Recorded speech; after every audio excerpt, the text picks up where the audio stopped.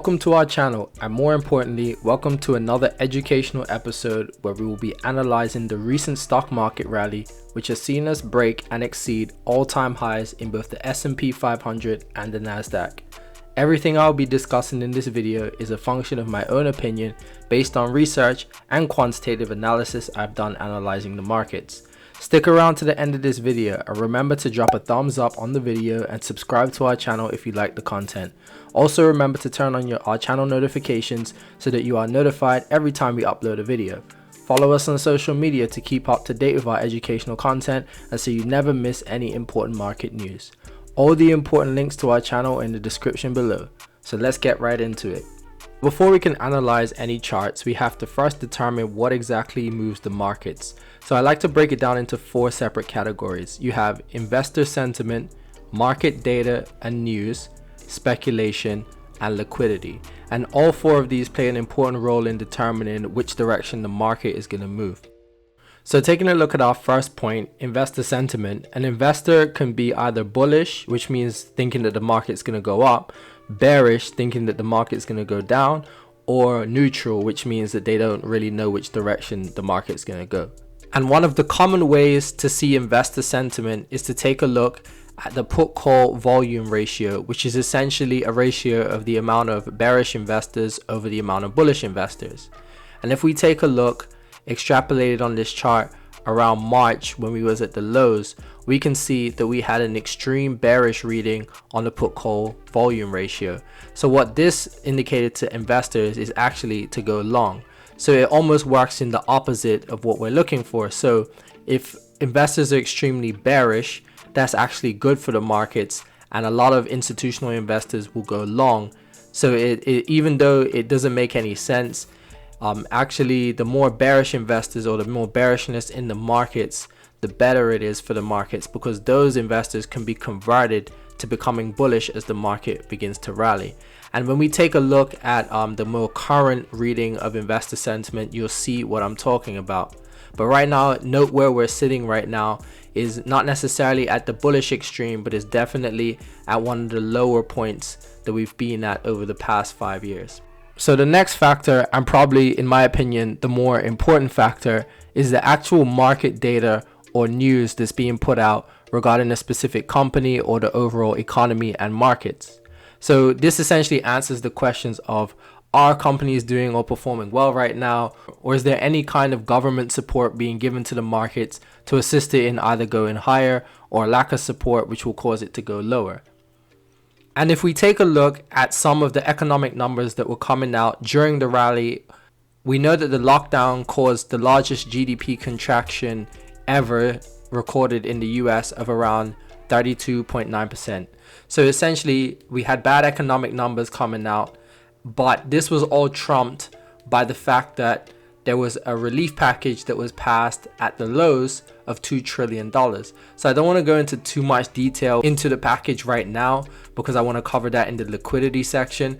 But essentially the news of this happening caused a massive reaction in the markets, and we can see that when it was released we saw a massive rally, and that basically carried us all the way to the highs that we are at right now. So definitely news or any economic figures that come out are going to cause a reaction in the market, and we have to be paying particular attention to those numbers in order to make a judgment. But then again, the government can trump everything, and essentially if there's going to be any form of intervention, positive intervention from the government, that's usually seen as a positive to the markets, as we can see in this case. So the third factor on our list is speculation, and this is essentially any rumors that come out about a specific company or maybe government intervention or some of the things that we mentioned earlier. But essentially speculation is exactly what it says it is, and that is any rumor that may be coming out in the market. So the market relies heavily on speculation. Investors are speculating that the stock price will go up, and so they'll purchase it. So it's very important to know what is going on or what's being talked about in the market, because that will cause a reaction even if it's not fact. So a lot of traders actually trade speculation only and not fact. So there's a saying among investors, and that's buy the rumor and sell the fact. And that's essentially because speculation is what drives markets. This most recent rally has been the most speculative rally that I've seen since I've been trading. So here on this chart, I have Apple stock, and as you can see from the lows in March, despite very poor economic numbers, Apple has rallied up to an all-time high around 160% from the lows. And this entire rally has been purely based on speculation due to the fact that there's a lot more people working from home.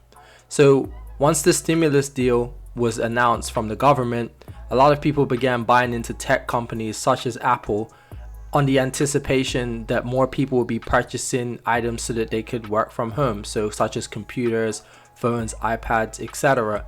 So even though Apple's earnings aren't significantly higher than what they was earning before the lockdown, the fact that people believe that technology stocks like Apple will continue to grow because of the new norm of working from home and people requiring devices, they've piled into Apple stock and caused this speculative rally.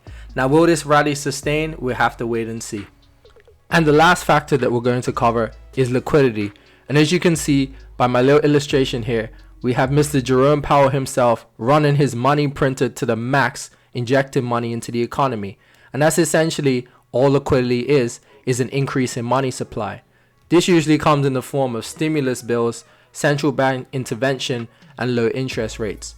You see, without money in the economy, there's no way to push the prices of assets higher. And this doesn't just go for the markets, this also goes for real estate as well as contributes towards inflation. And if we take a look at the total increase in money supply ever since the lows in March on this chart of the S&P 500, we can see that we had an exponential increase in money supply, and this is directly correlated to the rally that we saw starting from the lows.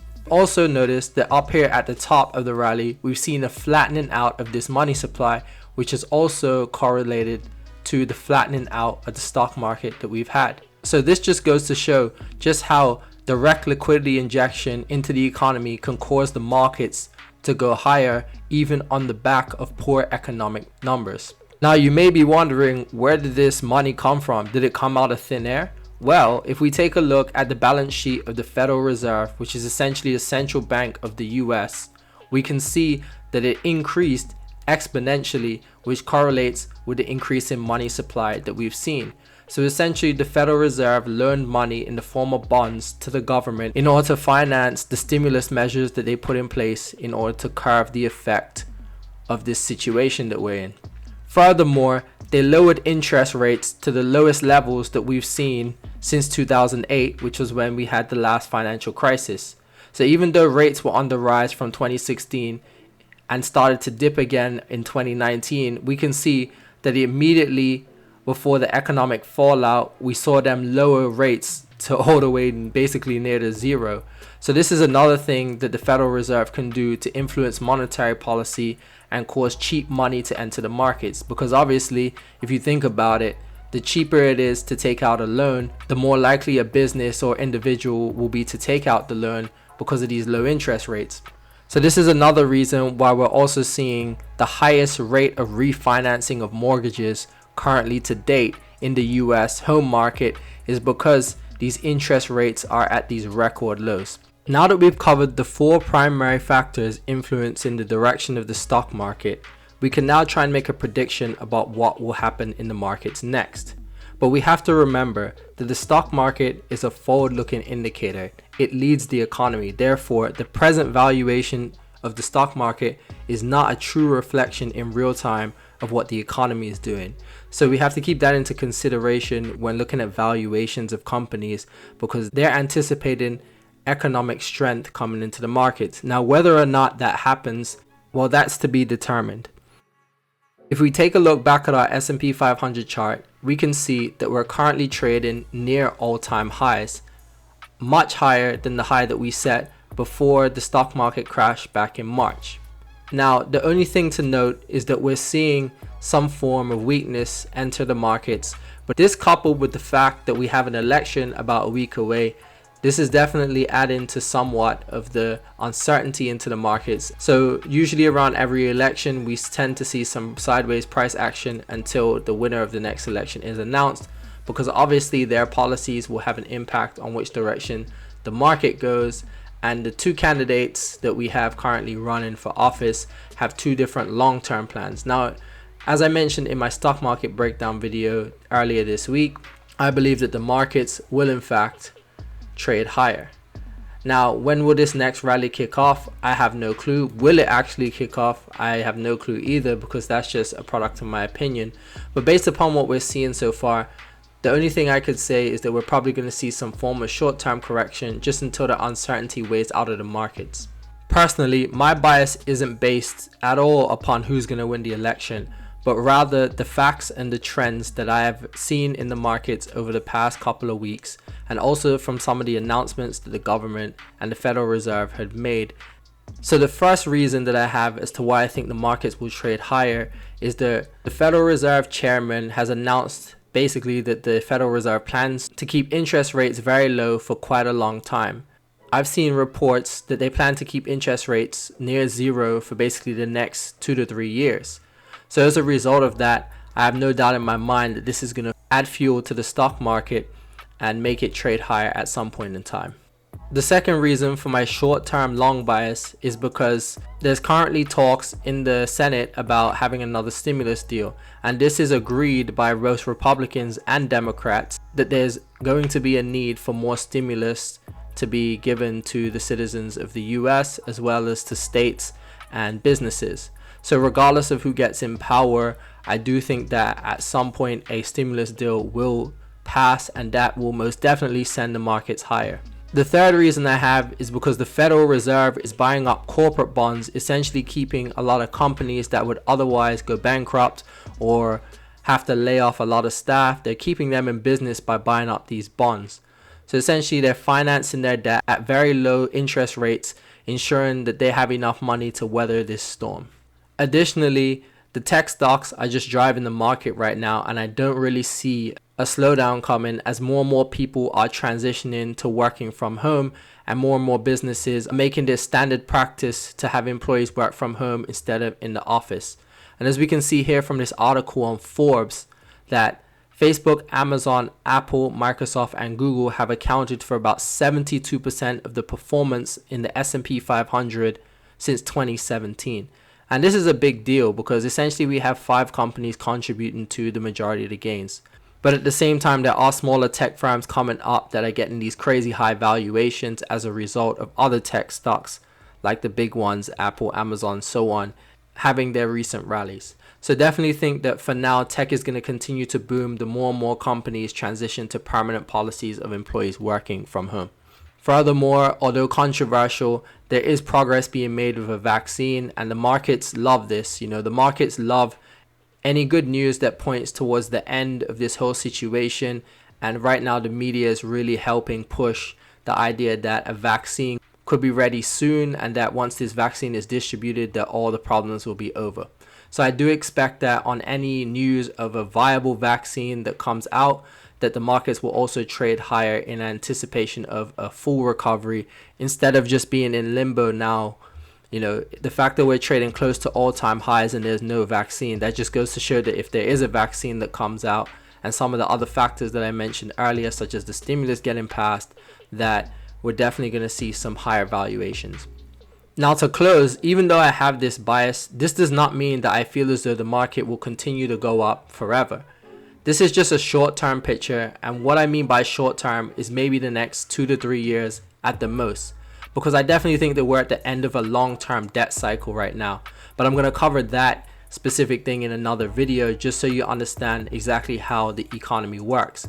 But because we're at the end of a long-term debt cycle, I do think that we're going to have a monumental move in the markets when we do start to get more positivity come out about the vaccine and stimulus talks and so on. So essentially what I'm looking at is an exponential move in stock prices as a sort of blow off top, dramatic increase in prices upon the good news, and then at some point that will end and we'll enter the next phase of the long-term debt cycle. But that's what my bias is. It's not that I agree that these valuations are good, it's just what the market's showing me right now based upon how close we are to all-time highs given the whole situation that's going on right now. With that being said, this brings us to the end of this video. Thank you to all who took the time out to watch the video, and an even bigger thank you to those who made it to the end of this video.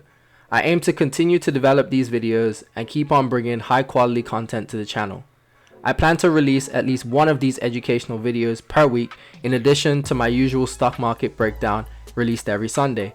If you haven't already, help us out by dropping a like on the video and subscribe to the channel so that you don't miss out on any of our future videos. All links to our social media channels are in the description below. Thanks and peace out.